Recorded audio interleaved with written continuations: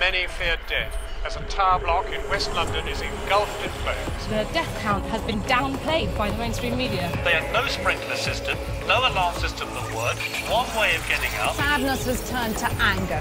Tensions spilling over into the street. We should be campaigning to the BBC, who acts as mouthpieces for this corrupt government. Hello, I'm Richard Gisbert, and you're at The Listening Post. Here are some of the stories we're covering this week. The London fire. The media do the aftermath. But did they show up late at the scene? You've seen the news for the last few days. Why don't you answer my question? What is your message to the council? In Turkey, journalists go on trial, part of the fallout from last year's failed coup. Vietnam, where bloggers who contradict the government's narrative pay the price. And White House Press Secretary Sean Spicer. Who would want a job like this? It's an honor to do this, and yes. It's been 10 days now since that tower block in London was consumed by flames. The fire has had serious repercussions for Prime Minister Theresa May's government, which was barely clinging to power after a very close election and now has its housing and social policies under serious scrutiny as the blame game unfolds. Journalists arriving at the scene got an earful from residents who say that the news media ignored them when they tried to raise their safety concerns until the fire, the tragedy, suddenly made them newsworthy. Those reports of unheeded safety warnings, that cosmetic renovation that used a flammable material because it was a little bit cheaper in one of the richest areas of Europe have turned the charred remains of Grenfell Tower into a symbol of entrenched inequality in Great Britain. Exhibit A in the case against a government accused of failing to take care of its most vulnerable. Are the mainstream news media in the UK any better at dealing with marginalized communities than governments are? On stories where complex issues like housing, inequality, austerity, race and class intersect? The answer would appear to be no. Our starting point this week is London.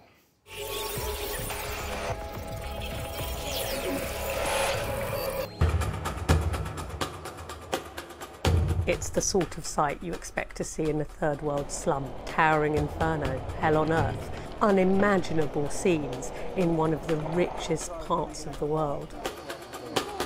What's shocking about it is about those who are often invisible. Poor black and brown people who are the lifeblood of London. Taxi drivers, cleaners, caterers are made powerfully visible through this terrible tragedy. Around London, we see a lot of these tower blocks. And they remind us of inequality, they remind us of a lot of social issues. So to see one of them burning really, really hit home. It's a spectacle in the worst possible sense. Like most news stories, this one was picture-driven. And once the flames had died out, there was Prime Minister Theresa May at a photo opportunity with firefighters looking concerned. She chose not to meet with any residents, victims, until the following day. And when she did, it was beyond the glare of the cameras. May left the building by the side door, was chased, and called a coward. The Prime Minister could have feared the viral moment, the kind of confrontation over issues like neglect, not caring about the poor, that journalists covering the story walked right into. You didn't come here when people were telling you that the building was unsafe. That is not newsworthy. You come here when people die. The media has neglected a lot of these stories, and that's why we saw this anger coming from certain people towards journalists, because not only have these issues not been covered, these people haven't had a platform to be heard. So only now, when this huge tragedy has befallen them, do they then get the space to actually talk about what's happened to them? And that should have happened before, when we already knew this was an issue. I say the media, the mainstream. You don't deserve to be there, do you know what I'm saying? I mean, we should be campaigning not to government, but to the BBC, who acts as mouthpieces for this corrupt government. And so when the reporters came, kind of invaded the neighborhood, and they wanted to have one discussion about how terrible everything is, they were directly confronted with residents who were very organized, articulate, vocal, saying, no, this isn't simply a tragedy. This was an accident waiting to happen. I just think people want change. I think people are sick of the establishment. We're sick of the media as well. We're sick of everybody, even you guys interviewing me. I don't trust you. People don't trust anymore. And then the story came out about how they'd been warning for years about fire safety, and it became a story about neglect, but also a story about ignoring concerns. For many of the residents, they felt the fact that they were ignored was partly down to their race. They lived in the richest borough in Britain, Almost 90% of them were Muslim, they were, recent migrants, and they really felt that every time they complained, the impression they got from everyone they complained to was that they should be happy to have a house at all, rather than complaining about fire safety and accessibility issues. This is not the first news story to receive scant coverage during the pre-disaster phase, where the media have failed to find repeated warnings of imminent danger as compelling as when disaster actually strikes and lives are lost. And as empathetic as most of the British news media were in the aftermath, putting tough questions to the politicians. You represent your government, you represent your Prime Minister. If I'm in one of these tower blocks, I damn well want a sprinkler system and I want it done immediately. That empathy seemed to subside when frustrated residents stormed into the local municipalities' offices, and when the most notorious of Britain's right-wing tabloids looked for someone to blame. They looked past governments, the regulatory issues, and all those unheeded warnings to focus on something and someone else, the other. A lot of people who were living in this block, it seems, were migrants, refugees, asylum seekers. These are people who, by our press, have been consistently demonised. And I think the fact that the media is largely white has kind of eclipsed this idea that is really, really central to understanding what's happened at Grenfell, that a lot of these people are marginalised in society. The Sun and the Daily Mail have a huge history of very racist front pages, whipping up racial hatred, so I wasn't surprised to see that they had decided to focus not on the fire safety problems, but instead on one person who had a fire in his home. So I don't think that, blaming this man did anything other than scapegoat him to serve the Daily Mail and the Sun's conservative viewpoint. Well, they're trying to find a culprit, and rather than finding the property company, which has repeatedly failed to listen to all the local communities' manifest concerns over safety, they find a resident who had a faulty fridge. But in the newspaper's editor's mind, they're looking for a culprit, but they're looking for the right kind of culprit, and that culprit isn't going to be anywhere near power. The victims can either be poor victims, or perhaps in this case, they can be culprits. Grenfell Tower is that rare news story that touches on so many institutions, with governments, housing authorities, fire regulators, and construction firms all called into question. But the residents still have enough anger left over for the Fourth Estate. I personally think they're just here for the hype. They'll come in, they'll get a couple stories, and then they'll dust off and it won't come back, and there's still going to be problems in the next months to come, do you know what I mean? Probably years, in fact, but they won't be around. It's frustrating. I go through a range of emotions walking up there. You see this big, massive media truck, and you see the little, the vultures, they're like leeches. I see that media truck and I start to feel anger. It's a bit like going to visit the zoo, isn't it? Or going to visit the jungle, but you go in the safety of a safari truck. It's just two complete different stories. If you speak to people on the ground, people from the community, and you see what's taking place in the news, it's just two complete different stories. You'll hear the facts and figures from the ground as opposed to the mainstream media. They just want that juicy story, they just want the views and they just want the hits, but they don't really care about the people on the ground. Having heard the resentment residents have for media outlets who had ignored their grievances until after the tragedy made them newsworthy, our producers asked them what they made of the mainstream media coverage of the fire itself. Their responses were telling. Many could not answer the question because, they said, they don't watch or read the mainstream media.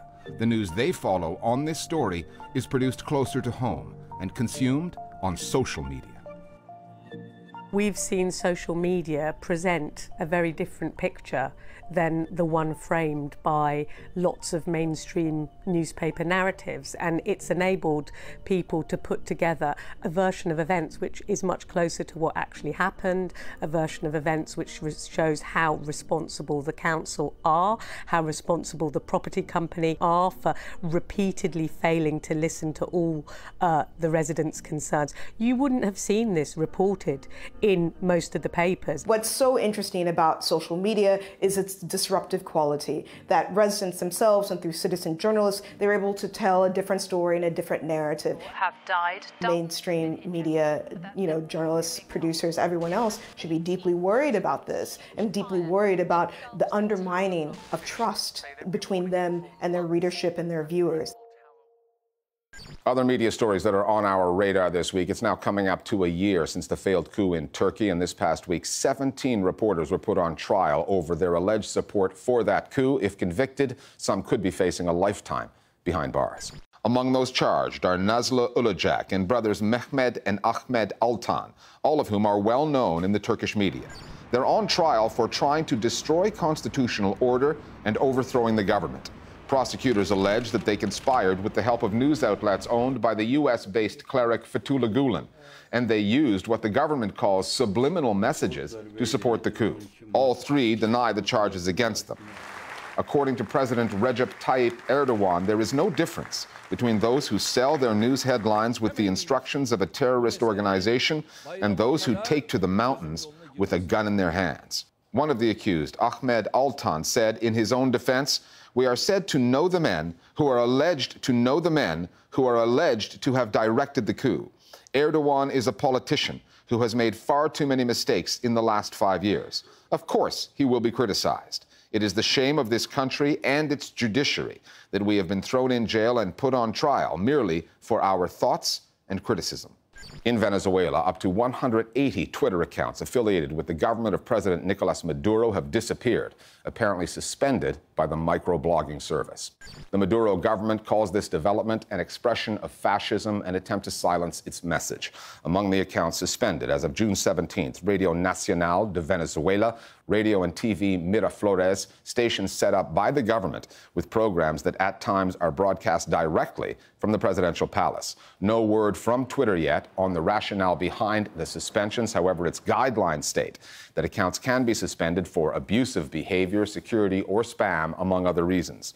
President Maduro's Twitter account remains operational. He has encouraged his supporters to stay active online, saying the battle on social media is very important. Another 3 reporters in Myanmar have been charged with defamation under a contentious anti-press law. They could be facing up to 3 years in prison, all over a series of posts on Facebook.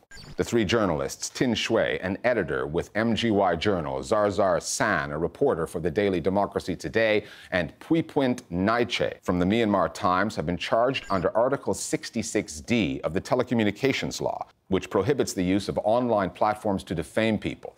The post in question was put up by Tin Shui over a road construction project in central Myanmar and called for an investigation into a local businessman involved. The other 2 reporters then added their comments to that thread. Under the government of Aung San Suu Kyi, which came into office in 2015 promising to reform media laws, more than 50 journalists have faced defamation charges under the telecommunications law. According to that law, anyone can file a complaint. The complainant does not have to be the person allegedly being defamed, and since the complaint is treated as a criminal charge, arrests can take place immediately. The Committee to Protect Journalists is saying the increased use of Section 66D is quickly reversing significant recent improvements to the press freedom landscape in the country. It should be scrapped, and all pending charges under its provisions should be dropped. Southeast Asia is a region rich for media watchers. Over the past few years here at the Listening Post, we've covered media stories from the Philippines, Myanmar, Thailand, and Malaysia. And this week, we're looking at Vietnam. Since the reunification of North and South in 1975, the Communist Party has ruled Vietnam, and the state's control over the news media is near absolute. However, Vietnam's bloggers are putting that control to the test.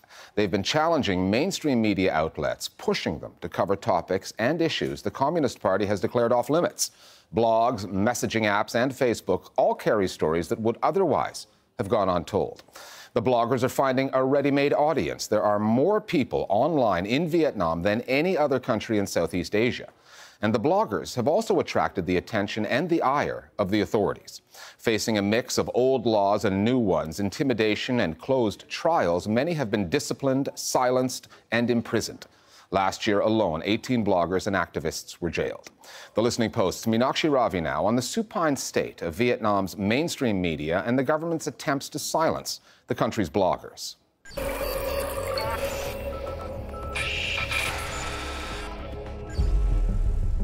Cuba, China, North Korea, Vietnam.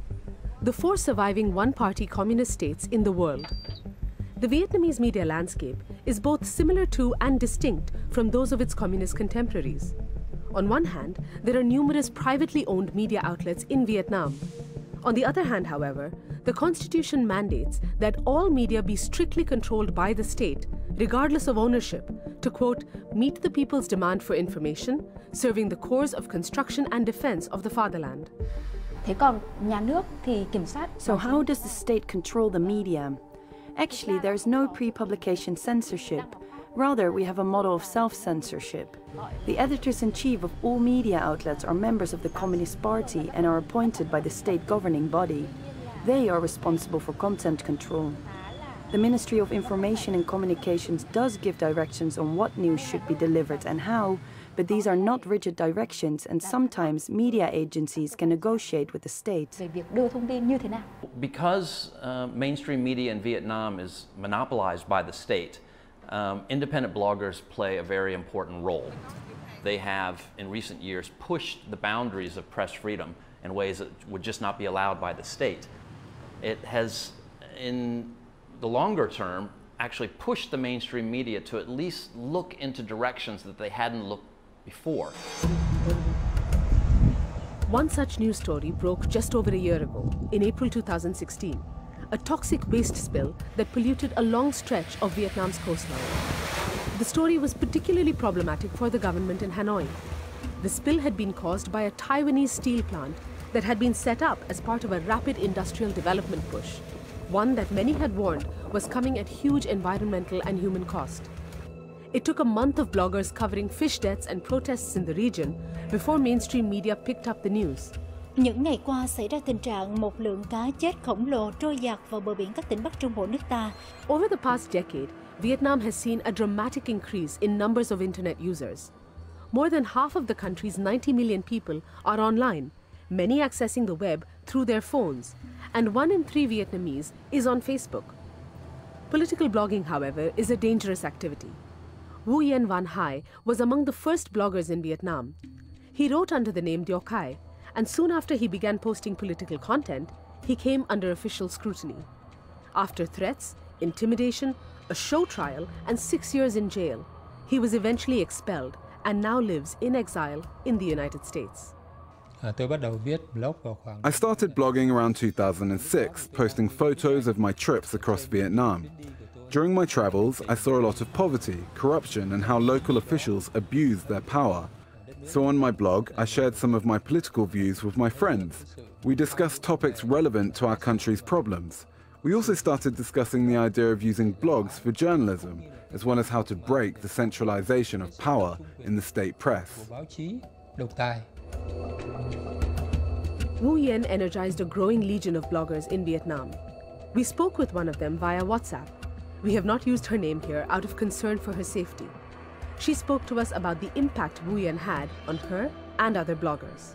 He was known to the public mostly for being the founder and leader of the Free Journalists Club.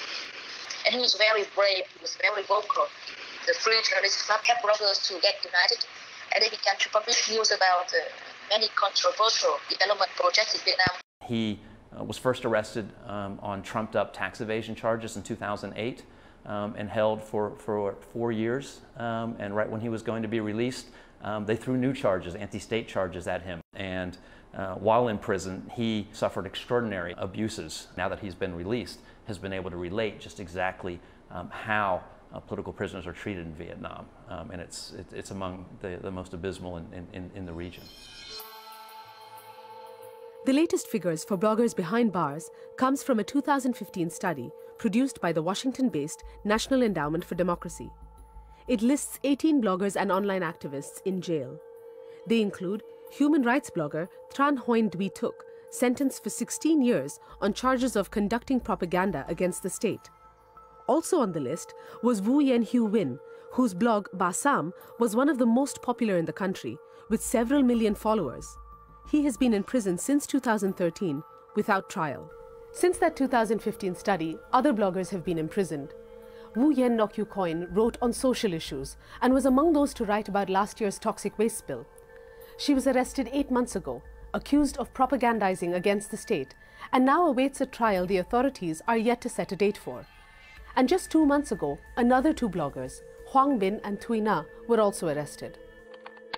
Vietnam's laws governing online media are numerous and vague. Control of the internet is tight, with access to many websites blocked behind what has come to be known as the bamboo firewall. Online content is closely monitored for postings on red line topics. The taboo topics are actually not that obvious. It depends on the timing and perceived impact of the topics. For example, back in 2012, a farmer shot and injured 6 policemen who had come to evict him from his land.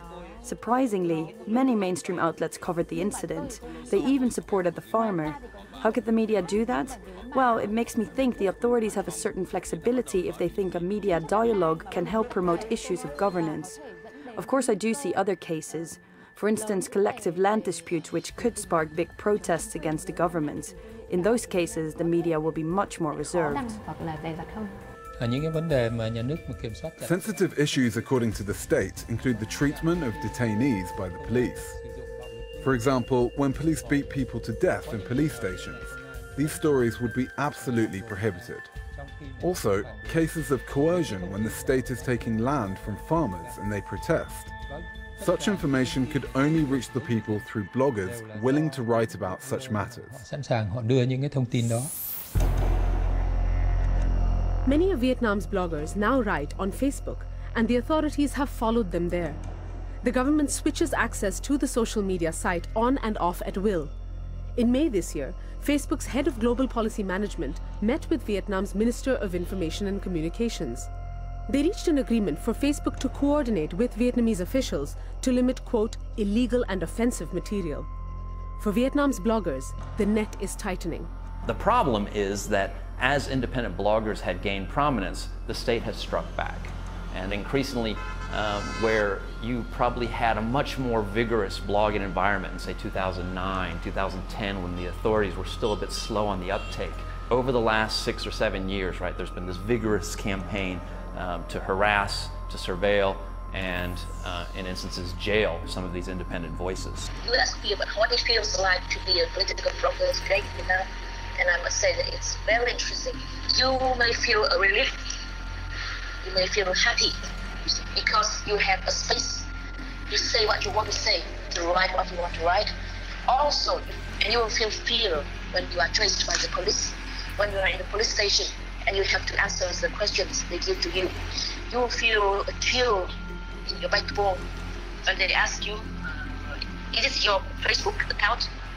And from that point, they will question you around many things, around your life, your family life, even your love life, your business, and they will try to find some way to accuse you.